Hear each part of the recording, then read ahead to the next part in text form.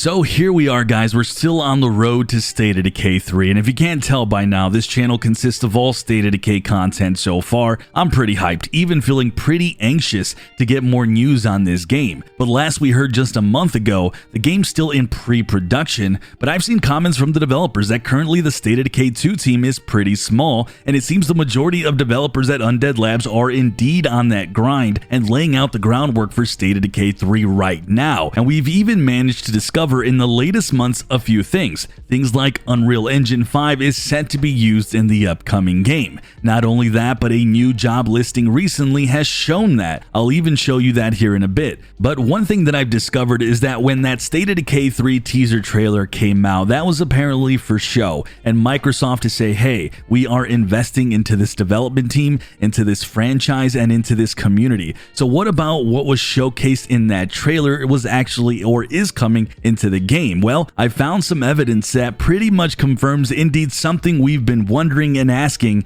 and guys, it's pretty huge. Before I go further though, hit that thumbs up to help the algorithm find more viewers so we can grow, and that gives me the ability to make more videos like this. Also guys, subscribe and hit that notification bell to know when my videos go live. So just to give you guys a quick update on what's been happening lately, there has been a couple of new job listings that have been posted for the expansion of the Undead Labs team for State of Decay 3. There was even a listing a good month ago that I actually wanted to talk about in a video where the emphasis was on combat, but unfortunately that job got snatched up quick and the listing was gone. Feel free to send me that listing, Undead Labs, if you guys are watching. But one thing I've noticed is, yet again, and I talked about this months ago, was Unreal Engine 5. And there's a listing here for a software engineer animation, and this listing, as I mentioned earlier in the video, specifically mentions Unreal Engine 5. So this will be a next-gen title. It will be coming exclusively to the next-gen Xboxes and PC, and will feature, guys, what I think is going to be some amazing visuals.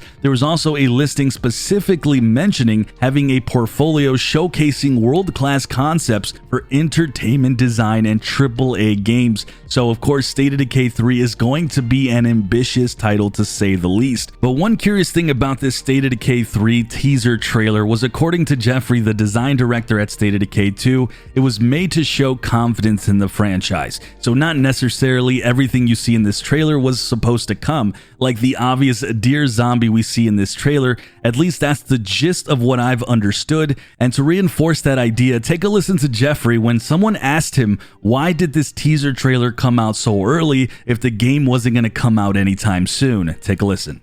Surreal Diagonal, I mean, part of it is just, we want people to know what we're working on.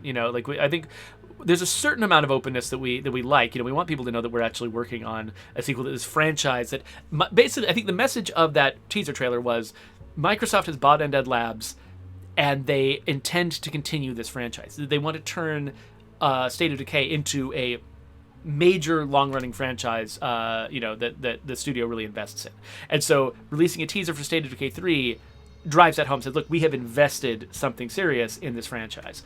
It doesn't mean, it wasn't meant to say this is coming out soon. It's meant to say, look what Microsoft is doing with all these studios that they've bought. But also, basically them buying us was sort of a vote of confidence. Like, we're going to keep making these games so you as a player can invest in these games because the franchise is going to continue. So that's kind of the point that they were saying. Like, this is the direction we're going as a publisher, not this specific game is about to come out, get excited about it. So if you can tell from his words that when this trailer went out, I mean, there was more than likely not much work or much in motion or plans on what was going to happen with State of Decay 3, especially since a month ago we were told that the game is still in pre-production, which means the game is still, for the most part, very early in the stages of being developed. But there was one big obvious takeaway from that trailer: animals. She's sitting at the campfire, presumably is getting threatened by a wolf. Then later in that trailer, we see a zombie deer snacking on that wolf and turning the tables. Well, animals have been in large part absent from the franchise. I mean, there's really been nothing on that front. Well, now the latest job postings is showing that they are looking for developers. One is a software engineer for animations, and we see two parts of listings mentioning animals. Here, one of them, it says, write and maintain production quality C++ code on a character and creature animation systems. Then another job posting for a graphics software engineer engineer, we have another mention, and it says familiar with modern methods of character rendering such as for hair, fur, and skin. So right there you can see now the intentions are to bring in some developers experienced on working with animals in game. This opens up the broader questions. How are we going to see this implemented? What else can we potentially see in regards to gameplay changes? Now, stating the absolute obvious,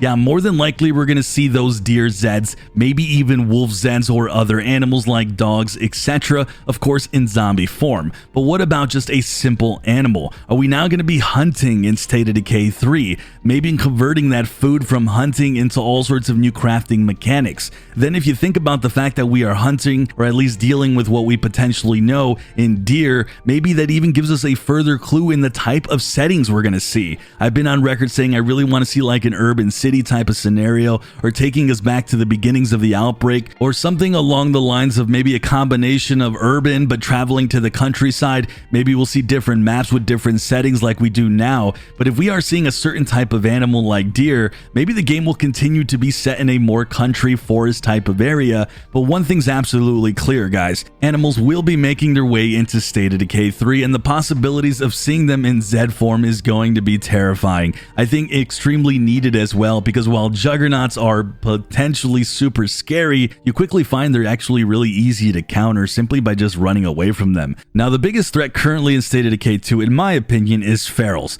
but now that could easily be amplified with the introduction of Zed creatures who are likely just to be as fast, if not even faster, and even more dangerous. Honestly, the possibilities, guys, are wild, and I would love to hear from you guys. Now that we're seeing the concrete evidence that creatures will be making their way into State of Decay 3, what kind of mechanics do you guys want to see? Hunting or not hunting? What other animals and environments are you guys hoping to see in State of Decay 3? Not only that, but we saw evidence of a relationship system set to be in place as well. What about befriending and training dogs, or something like having a relationship with a canine? All this really does open up the possibilities of so much stuff, and I have to say I'm excited to see what Undead Labs does. Right below, guys, your thoughts on all this in this video. As always, I'm Sunny, and I hope you survivors stay safe out there.